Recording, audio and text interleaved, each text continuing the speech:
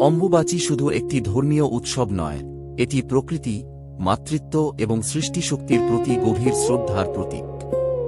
বিশেষ করে শাক্ত ধর্মে এই পর্বের গুরুত্ব অপরিসীম। অম্বুবাচী কেন পালন করা হয়?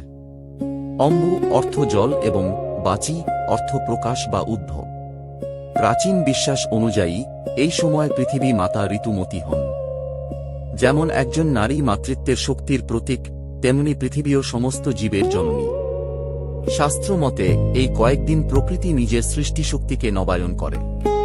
তাই এই সময়কে প্রকৃতির বিশ্রামের সময় হিসেবে ধরা হয়। একটি সুন্দর উদাহরণ ভাবুন, একজন কৃষক যদি জমিকে বছরের পর বছর বিশ্রাম না দিয়ে চাষ করতে থাকেন, তাহলে জমির উর্বরতা কমে যায়। তেমনি আমাদের পূর্বপুরুষরা বিশ্বাস করতেন প্রকৃতিকেও মাঝে মাঝে বিশ্রাম দেওয়া প্রয়োজন। মা কামাক্ষার বাণী, যে প্রকৃতিকে সম্মান করে, প্রকৃতিও তাকে আশীর্বাদ করে। অম্বুবাচীর সময় কি কি কাজ করা উচিত নয়? ১. জমি চাষ বা মাটি খোঁড়া। এই সময় পৃথিবী মাতাকে বিশ্রামরত মনে করা হয়। তাই কৃষিকাজ, মাটি খোঁড়া বা গাছ রোপণ করা থেকে বিরত থাকার রীতি রয়েছে। শিক্ষা, প্রকৃতির প্রতি শ্রদ্ধা জানানো। ২. নতুন শুভ কাজ শুরু না করা। বাড়ি নির্মাণ, গৃহপ্রবেশ, বিবাহ, উপনয়ন ইত্যাদি শুভ কাজ সাধারণত এই কয়েকদিন এড়িয়ে চলা হয়।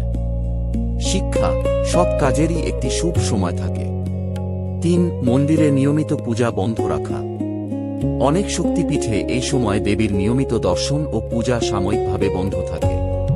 এর মাধ্যমে দেবী মাতার বিশ্রামকালকে সম্মান জানানো হয়। ৪.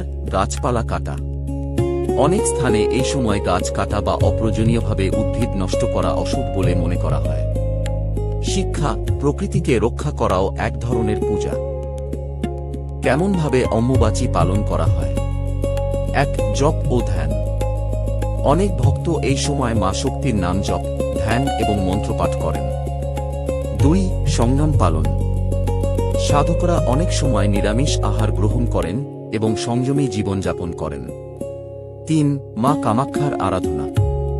বিশেষ করে কামাক্ষা টেম্পলে লক্ষ লক্ষ ভক্ত ও সাধু সন্ন্যাসী সমবেত হন।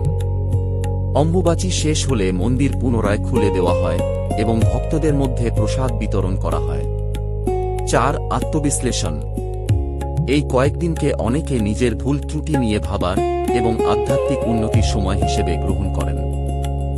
মা কামাক্ষার বাণী, বাইরের জগতকে জয় করার আগে নিজের মনকে জয় করো। আজকের জীবনের জন্য অম্বুবাচীর শিক্ষা।